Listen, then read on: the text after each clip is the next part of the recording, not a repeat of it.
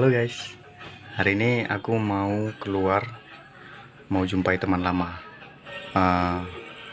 Ketemunya di alur 2. Jadi gimana keseruannya, ikuti terus ya guys. Jangan lupa like, komen, subscribe-nya. Yuk sekarang.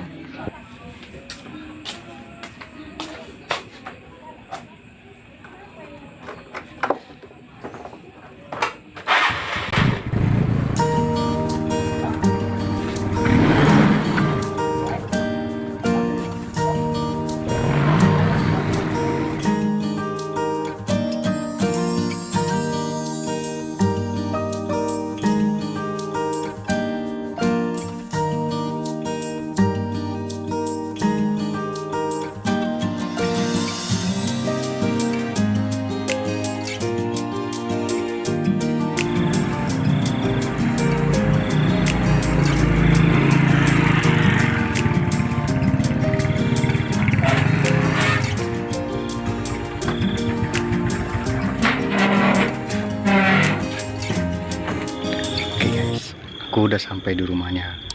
Jadi dia rumahnya. Halo Le. Lama Le? Nah, enggak, baru aja. Baru aja ya. Nah, ini dia guys, kawan yang aku ceritain tadi. Dia ini juga seorang YouTuber sama seperti aku. Cuman bedanya aku sama dia YouTuber pemikat burung balam. Sedangkan aku YouTuber vlog. Jadi kita tanya aja langsung ke dia ya, gimana sih awal mulanya dia jadi YouTuber pengikat burung balam. Nah Le, gimana sih awalnya kok bisa kepikiran menjadi YouTuber pemikat burung balam? Boleh diceritain sedikit ya? Nah, jadi itu awalnya dari hobi. Mulainya itu dari hobi. Oh, hobi ya? Ya, kita kan ada hobi mikat burung balam. Jadi pas kita mikat tuh, kita mikir gini, kalau hanya sekedar memikat aja, mikat gitu aja, hanya untuk menyalurkan hobi aja, kelihatannya kayak nggak ada gunanya, kayak nggak ada untungnya. Jadi tiba-tiba saya dapat ide, gimana kalau seandainya aku coba nge-YouTube aja kan, siapa tahu bisa berhasil. Nah, dari situ mulainya, asal kita mikat, videoin langsung diedit langsung masuk ke YouTube. Jadi awalnya itu iseng-iseng dan sekalian lihat juga kawan-kawan yang lain kan hanya sekedar menyalurkan hobi ya, tanpa ada arti sama sekali gitu kan. Jadi saya pun sebenarnya udah berapa kali nanya sama kawan-kawan, mengajak kawan-kawan gitu. Sharing lah berarti ya. Sharing. Kenapa sih nggak ada niat untuk buat konten YouTube gitu? Ya. Kenapa sih nggak ada niat setiap mikat itu divideoin gitu kan? Jadi kita mikat tuh nggak merasa sia-sia hanya untuk nyalurkan hobi, tapi kalau bisa kita nyalurkan hobi sekalian untuk cari uang. Iyalah, gitu kan. Dari situlah mulanya, makanya saya terdorong, udahlah buat YouTube aja, walaupun nggak ada yang mau, ya kan. Jadi ya udah, saya terdorong sendiri, buat aja lah. Nanti toh juga kalau kita buat duluan, pasti kawan yang lain ngikut. Tapi dan setelah saya buat itu, sebelum saya buat itu kan, saya cari dulu gitu di YouTube, cari nama-nama, ide-idenya lah gitu lah ya. Bukan ide sih, lebih tepatnya dia cari nama channel gitu. Mana tahu kita nanti kan, siapa tahu ada YouTuber lain yang pakai nama Brandan. Oh iya. Nah, jadi saya cari ternyata nggak ada kan. Disitulah mulai terpikir, ya udahlah bawa nama Brandan aja. Brandan kan. Setelah udah kita buat YouTube, kita sering mikat ya kan, sama kawan. Kadang kita mikat ke Gebang, sekitaran sini juga. Baru ke Besitang, bahkan sampai ke Aceh. Oh, sampai juga ke Aceh? Sampai ke Aceh. Jadi itu di Aceh itu kita dapat ada sekitaran keseluruhan itu ada 10 ekor. Itu sampai ke Simpang Opak kita mikat. Jadi videonya itu bisa dilihat di channel saya tuh yang ada judulnya Memikat di Depan Masjid Simpang Opak. Itu di Aceh. Itu di Aceh. Channel saya itu ada di sini. Nah, nanti teman-teman bisa langsung klik atau langsung searching di YouTube. Itu nama channel saya itu Tekukur Brandan. Nah, itu guys, itu di subscribe ya teman kita. Ya, mohon dukungannya lah, mohon supportnya gitu. Bahkan untuk istilahnya yang baru dapat nih, baru dapat kita pelihara, Iya. untuk bunyi aja dia paling cepat 3 bulan. Gimana bunyinya? Itu untuk bunyi Baru burung bunyi. perkutut nih. Ya balam ini tadi Contohnya? baru bunyi ya 3 bulan. Tuh.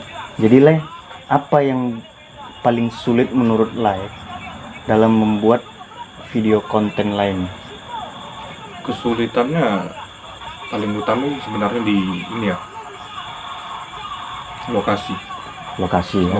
memikat. Karena kan biasanya kita tuh memikat, kadang kita di kebun sawit, kadang kita di persawahan, bahkan kadang kita itu di daerah tambak juga pernah, tambak udang, tambak ikan. udang. Dan biasanya kalau di kebun sawit itu kita paling sulit rasanya itu ketika kita nemu kebun sawitnya itu yang nggak diurus, yang banyak semak belukarnya. Oh ya? Jadi kita capek gini gitu kan, harus dibersihin dulu, kalau nggak bisa dipikat. Iya. Gitu kan. Kita harus buat tempat dulu, dibersihin dulu ya. Jadi kalau kebun sawit ini nggak diurus kan, itu jadi kendala buat kita. Tuh. Otomatis semak belukar ini harus kita bersihkan dulu. Nah, itu jadi tempatnya atau lamannya. Kalau biasa kami pemikat bilangnya laman. Laman. Kita bersihkan dulu karena kita nggak tahu nanti di dalam semak belukar itu mana tahu ada predator ya kan. Contohnya aja ular, ataupun dia kayak biawak. Binatang buas juga ya.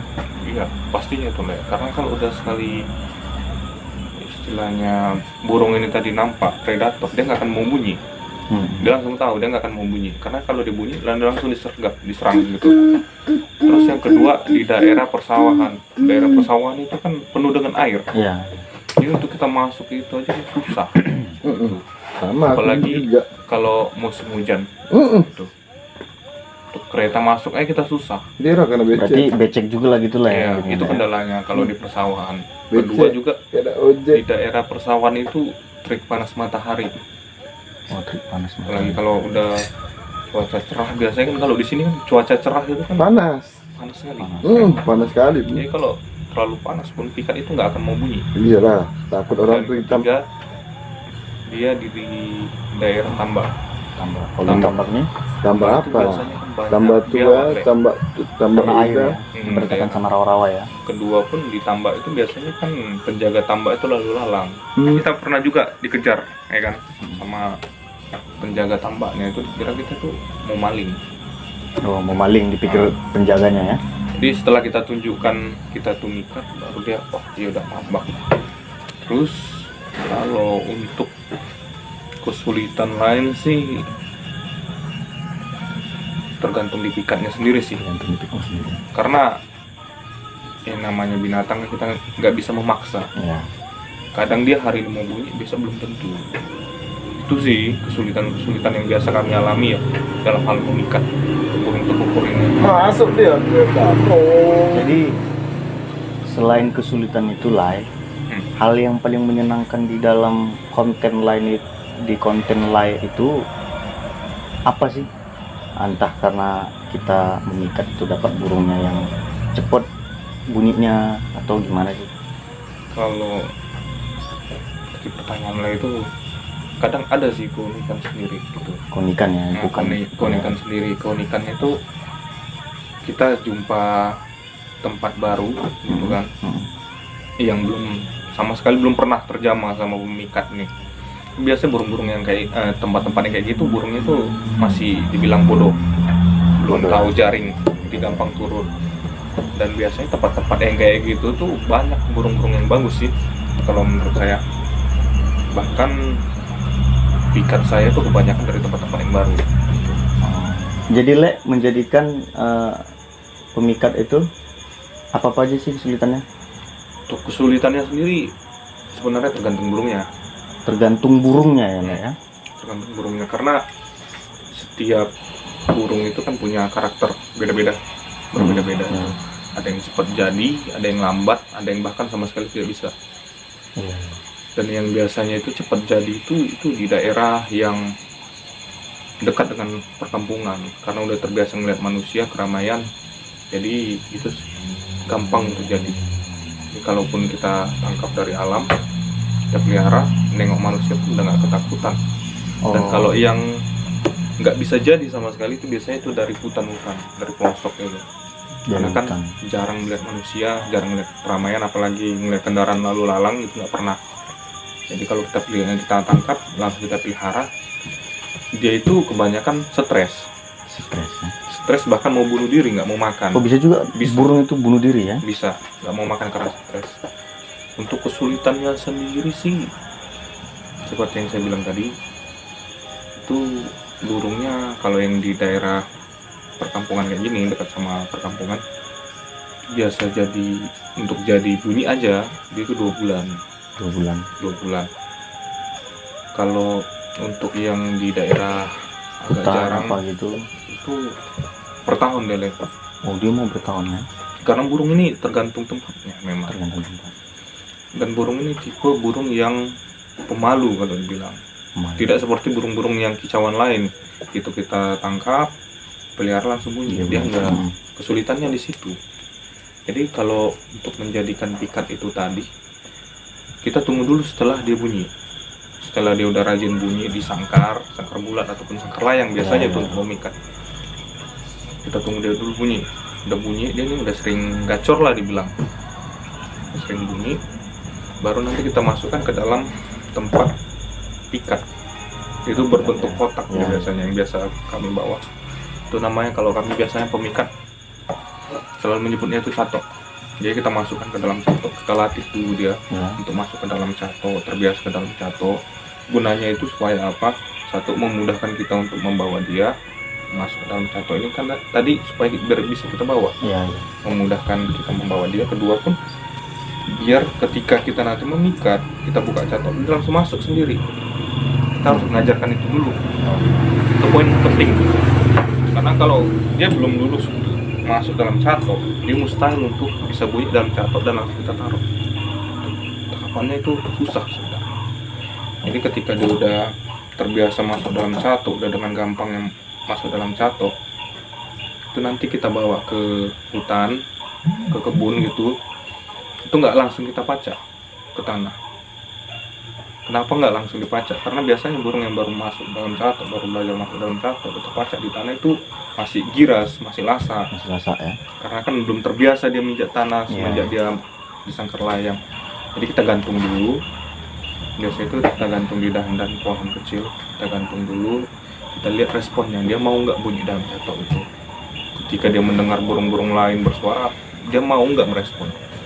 Dan kalau dia udah mau merespon, dia sering gacor, dia pantang melihat burung lain lewat, dia langsung bunyi, situlah kita baru baca. Itu pun kita nggak langsung ke tanah biasanya. Kita cari biasanya kayak tunggul-tunggul sawit yang udah tumbang. Itu tujuannya supaya burung ini tadi bisa leluasa melihat sekeliling gitu.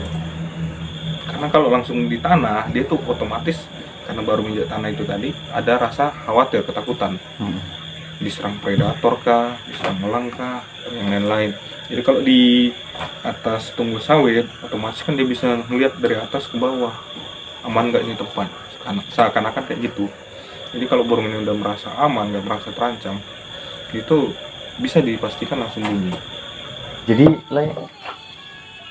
untuk mengetahui burung yang kita dapat ini betina apa jantan tuh, ada nggak yang tahu gitu Triknya? Untuk menandain burung inilah yang kita dapat nih, dia betina kah apa jantan kah? Itu bisa kita lihat dari respon pikat. Jadi banyak juga nih teman-teman kan yang bertanya, gimana sih cara bedakan yang ketika burung liar ini turun, ini jantan atau betina? Cara membedakannya itu kita lihat dari respon pikat. Ketika burung lain itu turun, kalau respon pikatnya tadi nggak menguku, karena biasanya kalau burung balam ini jantan ketemu jantan, dia akan berkelahi. Sebelum berkelahi biasanya menguku. Jadi kalau yang turun jantan otomatis dia menguku. Tapi kalau yang turun dia betina, dia nggak akan menguku. Dia biasanya itu akan membersihkan bulunya. Tujuannya itu supaya menarik perhatian betina tadi. Dan betina itu pun gitu turun, ketika ngeliat jantan dia bakal bersihkan bulunya juga. Istilahnya kayak cari perhatian. Di situ kita bisa tahu ini jantan apa enggak. Kalau yang turun tadi langsung bersihkan bulu, ataupun pikat tadi ngerespon dengan cara membersihkan bulu, bisa dipastikan 90% itu betina. Tapi kalau gitu turun burung liar tadi langsung nguku, itu pasti jantan. Jantannya. Dan memang nggak menutup kemungkinan ada juga betina yang turun langsung menguku, bahkan mau mukul. Biasanya di musim-musim kawin. Sama seperti halnya ayam betina ketika bertelur dan mengeramkan garang, Ya, mau mukul mau nyatok, begitu juga. Itu naluri alami dari hewan, dari burung itu tadi. Jadi guys, itu tips untuk kita tahu itu jantan apa tidak. Jadi untuk tukukur di luar sana, kalau ada yang salah atau yang lebih jelas lagi, boleh dikomen di bawah channel kita, agar biar seluruh tukukur yang pemula bisa tahu cara gimana mengetahui bahwasannya itu jantan apa betina.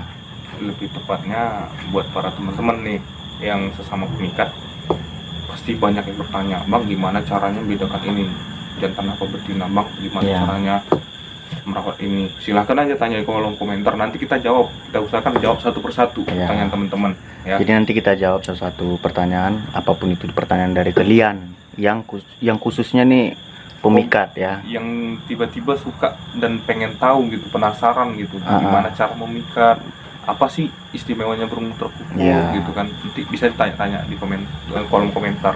Jadi ini aku menyambung pertanyaan dari para netizen. Keistimewaan burung tukukur itu apa sih ya? Keistimewaan burung tukukur itu dia nggak gampang bunyi. Oh, itu keistimewaan dari burung tukukur ini. Dia nggak segampang burung kicau lainnya, kayak yang saya bilang tadi sebelumnya. Kalau burung kicau gitu kita tangkap dari alam langsung bunyi, sedangkan burung tukukur ini dia butuh proses adaptasi yang nggak sebentar, bahkan paling cepat dia itu 2 bulan itu udah termasuk paling cepat bunyi. Dan keistimewaan lainnya itu dia suaranya itu menurut kami ya sama pemikatnya itu merdu sih, seakan-akan kalau burung tukukur itu bunyi mengingatkan kita kayak suasana di desa zaman-zaman dulu gitu. Itu sih menurut saya. Kalau untuk biasanya ada tuh yang bilang, kan Bang tukukur itu kan identik dengan mistis.